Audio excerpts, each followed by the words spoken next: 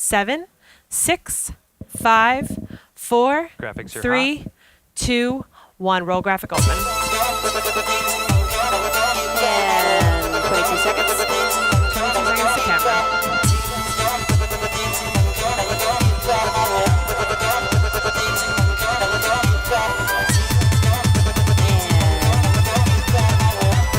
And 10 seconds. Camera in 5, 4, 3, 2, and There we it are. is. Sorry, a little weird on the count-in today, guys. Welcome back to Ready Take Live, the science of broadcast technology. I am one of your hosts, Aubrey Russell. Happy to be back in the control room today. And, of course, we've got our favorite audio engineer, Nick Nagurka. Hey, Aubrey. Hey, everyone. Sorry we've been MIA for a minute. It's been a busy fall, and so we're excited to get back into it. And it's been tough to get us all in one place. That is so true. It really has. Actually, one of the Three Musketeers is not in today. Nick Walsh is on his last day of vacation. Well-deserved. But we are happy to have Anna doing our graphics today. Hey, And happy to be here. yeah, so what you don't know is Anna's actually done graphics on the show before, but it was before we had a camera on graphics, so you did not get to see her lovely face. So we're excited to have Anna on today. So without further ado, let's get started with our first segment, What's Going On?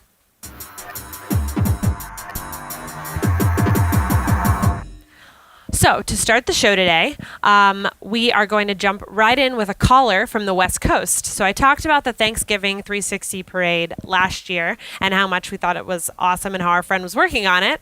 And so this year it was a hit again last week, and we have Tom Sullivan on the line to chat with us, who worked closely on the project. Hey, Tom.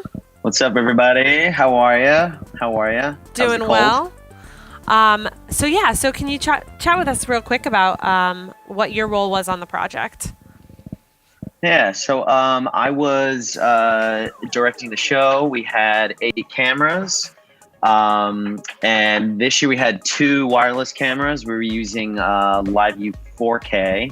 So we had one on a wireless float, and then we had one wirelessly on someone's home balcony by Columbus Circle because we couldn't plug into the internet there. Besides that, we had AR floats. So we redesigned floats from like what they originally looked like year one, which was 1930 So we're looking something, I at the think. Happy Dragon right now. Is that one of the AR floats? Oh, yeah. So Happy Dragon. So we did these AR floats. And then we put either like a billboard behind it or something to help try and sell what it was. Wow. So we gave viewers a glimpse of the past. And then, of course, we do the float IDs, we do the facts. And yeah, it was a cool show. It was neat.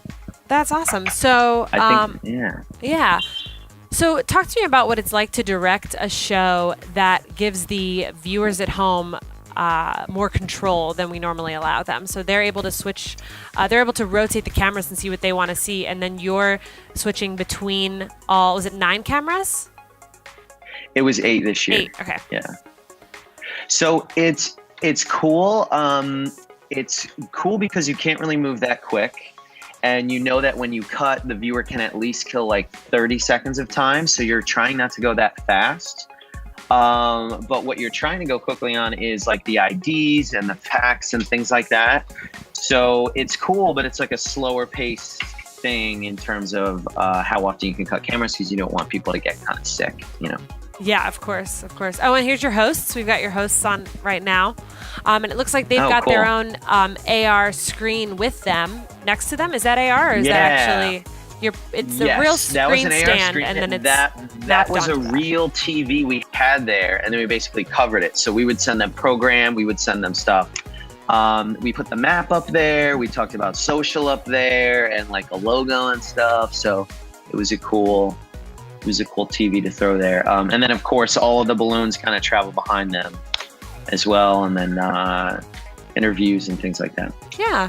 So you said before that for the internet that one of them was from someone's home's hardlined internet. Yeah. That everything else was hardlined, but that one was specifically had to be in someone's home? So we had 2 wireless. We had one on a float. This year it was the Ocean Spray float. So it went through the whole parade wireless, and then we had one on someone's balcony that had to be wireless because their internet speed was low. So yeah, your typical live view, you're using the AT&T and the Verizon cards and things like that. So it was cool. That is cool. Did they, I don't know if I'm allowed to ask this or not, but did their home have Verizon internet? They actually did, but we didn't have enough time to test because it was kind of fun story. We had to find that camera for a lot of other reasons, but at the very last moment, so we staked out who lived in that area, and we basically just asked people like if they have a balcony. So we went off the live view cards, and it worked pretty well considering other people watching the parade are using their cell phones too. So it's kind of like a concert. It's like you want to use it and you want to trust it, but once the concert kind of kicks off, everyone's using their phone, everyone's posting. So we were worried, but it turned out pretty well. Yeah, that's awesome. It's really cool that they're able to do it on such a large scale. What about the truck itself that you were using? First of all, whose truck was it? And then I know there's a lot of similar products to what we're using on the show right now, just because of their versatility. So can you talk to me about some of that? Yeah, so 6 Degrees handles all of the tech with NBC as well. And the truck, I'm getting a notification, my battery's low. Uh-oh, live TV. The truck also, I'm plugging in power now. Okay, we're good. So the truck is all 12G. And that's because we're using Ozos and a lot of the graphics and things. So everything is all 12G SDI. And yeah, so we were using ATEM and a lot of Blackmagic gear. It was fun. So was this the same truck that you used last year, or is this a different setup? Okay. So this is year 3. The first year we were in a trailer, and then last year we were in a truck, in the same truck, and this year we were in a truck as well. And our truck is right outside the Macy's store in Herald Square. So then all of our cameras kind of spread out there. And Verizon, we use them to basically connect all of our cameras because we have them all the way uptown, and then it kind of travels down the parade. Cool. Are there any other shows coming up that they're going to be using this truck on and doing more AR that we can look out for? I think they do this a lot. I know music is really where they use this a lot in. I know this truck also does the space launches and things too. I'm not sure specifically which ones. I mean, but, NASA just did a launch yesterday. Lollapalooza. Or a landing. Yeah. Not a launch, a landing. I don't know who actually did that show. I'm curious to find out who the production company was. The NASA one? It was a CNBC Facebook Live. CNBC was airing it on their Facebook Live. Whether or not it originated from them or not, I'm not sure. Right, or if it was a different crew. I think a lot of music is where AR is going. They're kind of adding art that the artist has, and they're adding it inside of the experience. So if you're there in person, you can see some other stuff. So definitely live music. Parades are great for AR stuff. Other than that, it's hard to like squeeze it in because it can be overwhelming. But parades, music. And how are they handling audio for that for AR and VR production in this truck? Good thing you asked. So audio is kind of crazy because it's a 3-second delay because it has to go through servers and stitchers and all kinds of things. So when I'm actually doing my count in, because we're using IFB, and when I'm counting, they're hearing me in real time. So I actually have to cue them on 3. So I start my count at 8. So I go 8, 7, 6, 5, 4, open mics, cue, 2, 1, dissolve, and then through the magic of all that, it works. So it was kind of like a brain thing to like it's definitely change how I cue, especially at like 3 in the morning. So yeah, it's fun. We have that a lot when we're doing backhaul through Teradek bonds. It's such a significant delay, and we're doing comm and near real time. It's still over IP, but that's you basically delay everything to what the slowest thing is, and then you have to like redo your counting. Yeah. It's fun. It's fun. Yeah, and is any of that? Do you know if any of it's in? Is it in like 5.1 surround or ambisonic or just binaural or stereo? I believe it is. I don't know. I'm like concerned about the script and all that. I know just enough about the tech to annoy them. Other than that, I try and stay out of it. Yeah. Right on. Cool. What was your favorite float in the show? What was the name of this? It was this big gargoyle, black, huge float that almost like took up the whole size of the road. So I think they have like a max size that you're allowed to do because they don't want to hit it into like a light post. And I think this was like the full size. And I'm embarrassed to say I don't know the name, but it was a gargoyle and it was black. It was huge. That's and awesome. Santa. Yeah. I mean, come on, Santa Claus. That actor is the jolliest man that I've ever seen. That's My goodness. Santa. He has so much energy. He's an actor? You sure? Just kidding. Santa just seems busy. Yeah. There shouldn't be anyone young enough watching this that ruined anything. Just spoiling dreams left and right. No big deal. Ready, take live, everybody. Yeah, I noticed wind was an issue for a lot of the floats, and they almost talked about calling off the parade a couple days before. And the floats this year, specifically noticed it on the Pillsbury Doughboy, it was extra terrifying because their faces were like less inflated than usual, and I wasn't sure if that was because of the wind, like they didn't inflate them enough because of the wind, or the wind was causing them to like deflate as they were going on the route. But I wasn't sure if that was something you guys talked about, was the wind or... Yeah, so we basically piggyback off of what the main show's doing, and they basically make the call 10 minutes prior. So we had a pink script insert that we had to have on standby. So if they made the call, we had to change out our binders and change out those pages. And if you Google Barney the Dinosaur 1997, that float had to be killed. So it basically took off, and they had to basically pop it. And as they popped it, they had to like jump on it and walk on it. So if you want to have some fun and Google that, you'll see it. It's pretty neat. It's actually kind of terrifying, but yeah.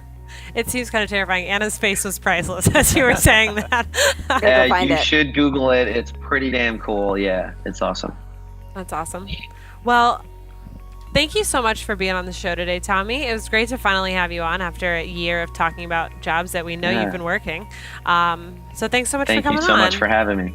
Yeah. Thank you so much for having me. Appreciate it. This won't be the last time, I'm sure.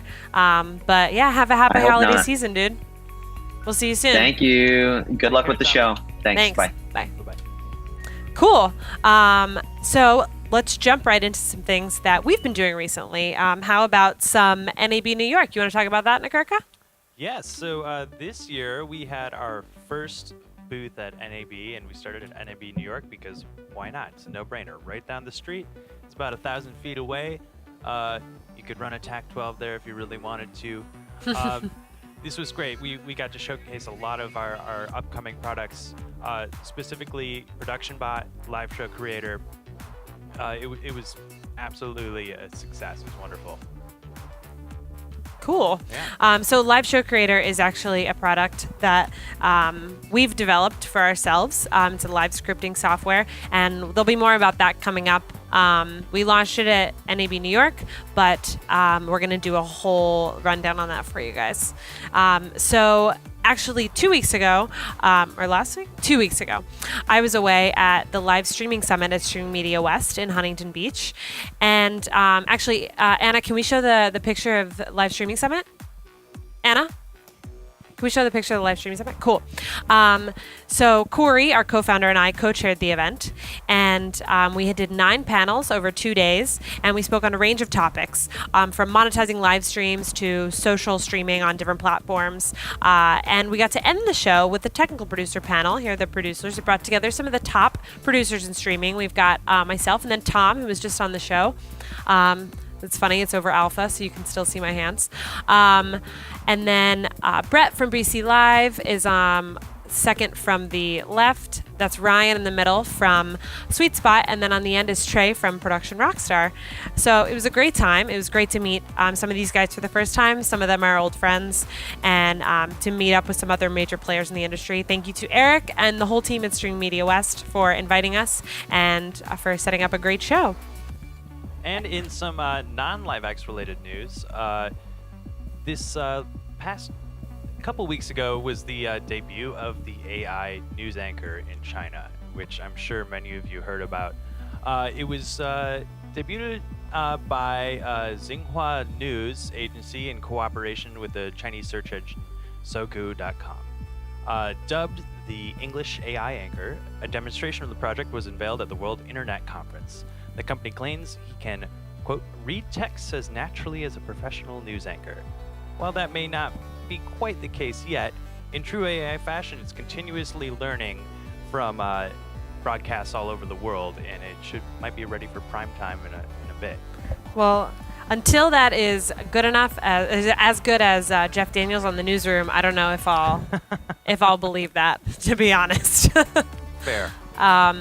Yeah, so our final story of today is just a simple reminder that what we do is not easy. So the Bleacher Report had a pretty big hiccup Friday evening. They were set to stream the Tiger Woods versus Phil Mickelson match. The stream was a pay to watch, so it was $19.99 to watch the stream, but there were issues that caused the stream to be delayed for about an hour, and the network never came up with updates or notifications on their Twitter, on any of the pages. In fact, when people went to the page, this is what they saw, just an uh-oh, which is unfortunate. It's just an error message. Now, I don't say this to rag on Bleacher Report or the team that they used for this stream. I want to be very clear. We've all had mishaps that go on. I want to say this to remind us all that there are so many intricacies of live streaming. Sometimes even bigger players run into the same issues that smaller players run into.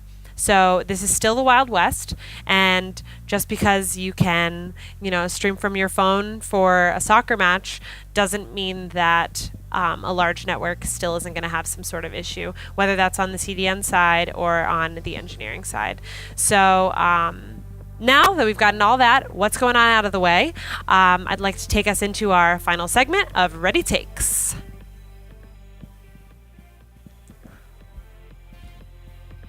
Awesome. Cool.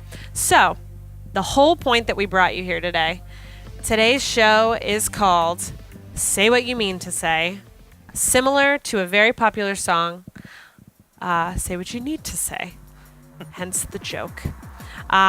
So we want to talk about terminology and the importance of clear nomenclature. And that was too long and too ridiculous of a title to use. So, we know that live is very intricate and that there are a lot of players involved in a control room, and knowing what you're saying and knowing what you mean to say and having your whole team be on the same page about what the vocabulary is going to be used during a show is very important. So we're going to go over a couple of things that we use and that we know other people use and how we use them so that they don't get confusing. So I think Nick Nagurka is going to start us off. Please stand by, Aubrey. Oh, there we go. Let's start with the word. What word do we want to start with? Let's start with standby. Yeah. Yeah. So standby in many ways can mean chiefly it means a pause. I'm requesting a pause. That means please stand by. I will get to that in a moment. I understood your request, and we will address this in a moment. Standby could also mean please stand by for show open. Please stand by for transmission. It's pretty clear, but it has a number of meanings, but it is universally used in the world of production. Yeah, I know Anna likes standby. Did you have anything else you want to add to that one? Yeah, it's just good to know that you've been heard, right? So that's the standby, or that the other person on the other end is still tuned into what you're doing, right? So standby for this. You haven't missed it. I haven't forgotten about you. You're still on hold with me. Yeah. Cool. And then let's go to Nick Nagurka. Yeah, Go is that's a fun one. I've heard a lot of more so in the corporate production world. People like to use the word Go. Um, it could be and Go curtain or Go chain motors if you're dropping aerialists I from would a love ceiling. to say go chain motors one Right? time. Yeah. I mean, it's happened, and and there were times when we've done shows and they were ready for the chain motors, but they didn't say go, and people just stand by, and that's the way it is. They're waiting to hear the word go. In some other circles, what would we use instead of go? I mean, we use take a lot, or we goes roll. Um, Yeah, I know sometimes people will also, depending on the director, they'll get something ready, and then so it'll be camera two ready, camera two ready, camera two ready, and then they'll just say go, and they don't need to say what they're speaking of anymore because they've prepped that. So it's a much faster term. We often just say take instead of go. But I think go is more of a command to a lot Make your for move. like stage management or yeah, not necessarily from a like a director TD role, which is a take. But yeah, depending on the director, it could mean different things. Yeah. let's see, what do we got next? I was gonna say Teradek. Ah. So Teradek, we all Teradeks. have heard of Teradek. We've all heard of Teranex. We've all heard of a Teradek bolt, a Teradek bond, a Teradek cube. So I find that a lot of scenarios, especially in film, not necessarily live backgrounds, people will call anything a Teradek that happens to be made by a company called Teradek. So usually they mean a bolt, a wireless. But not always.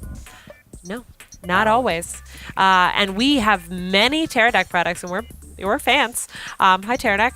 And that's very important to us. Normally people say, oh, well, if you could bring a Teradek.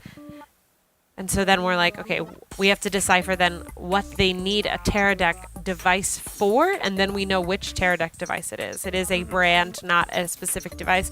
A Teranex is a whole other conversion device that is now owned by Blackmagic that we also love. Yeah, and that's a whole other class of things too. It's like people will say, "Oh, use a Teranex." It's like, do you mean a Teranex standards converter? Do you need a Teranex audio to SDI? Do you need a Teranex mini converter? It can be frustrating, but once again, clarity. The Yeah. more specific we can be, the better off we are. And that especially leads into like pre-production, as you know. In production, it's obviously important that we need to be clear. However, in pre-production too, it's like that's really going to save your setup for the show if you're clear. Yeah. And often, it comes down to being a little bit pedantic to people. And it's annoying. And as pedantic as the word pedantic is. Actually, we have a comment about our use of go from Chase on Facebook. So he's from the theater world, which obviously goes well with corporate events. Chase is saying you would always say department or item and then go, and not the other way around, because that could get confusing of which item you're saying to go. So you would Right. specifically say, especially like he's saying in cue heavy scenarios, so you would say audio go, not go audio. But I will say, Chase, I've worked with the directors who do say take camera two and not camera two take, which it is confusing. I'll be honest. I much prefer you to say what I'm doing and then tell me to do it. So Right, or else you're always a step behind, or somebody gets hurt. If you're in theater. exactly. Yeah, exactly. Cool. And then copper. Copper. Any thing electrical, basically. That, anything that carries signal over copper, because that could be, it could be CAT cable, it could be SDI, it could be any kind of BNC, it could be power, Edison, could be a stinger, copper stinger. It goes all over. It's like differentiating between copper and fiber, and that's to me that's what it is. Yeah. Yeah, definitely. But it means so many things, Yeah. Yeah. Yeah. We did that. We're on second to last one, video standards. Yeah. We're gonna use 3G. Okay. What does that mean? Does it mean 1080p 50, 1080p 5994, 1080p 60, same thing as when people say 1080p 30. Do you mean 2997? That drop frame, though. Specificity. That drop frame, That's though. what we need. I mean, I love me some 2997. Also, I will say with video standards, 4K, we meet a lot of people who say, oh, I want to do a 4K stream, and they've got, or 4K, any sort of workflow, and they've bought themselves a bunch of 4K devices, but they don't think about the cabling that they're using to transmit the signal. And so they walk in with a bunch of 3G SDI, and your signal's not going to flow 4K even if your device is 4K. So being very specific on that every piece of your workflow meets the exact standard that you're wanting it to is very important. Intricacies. And specifying between 4K 60 and 4K 32 is another thing, because that's double the bandwidth, and it's a significant step up in required bandwidth to achieve your end goal. So just, again, specificity really helps us all. Definitely. And with that, I'm going to end it with our final word. That's one of my favorite ones to use on a show. Is thank you. I think everyone should thank their team at the end of a show. Shows can be very stressful. Shows can be, they can bring out some of the rougher sides of people. And it's very important to make sure your team knows that no matter what happened, they're appreciated, and that what we're doing is not easy, like we said before. So thank you, team. Thanks for mentioning that, Aubrey. And thanks for thanking us. Cool.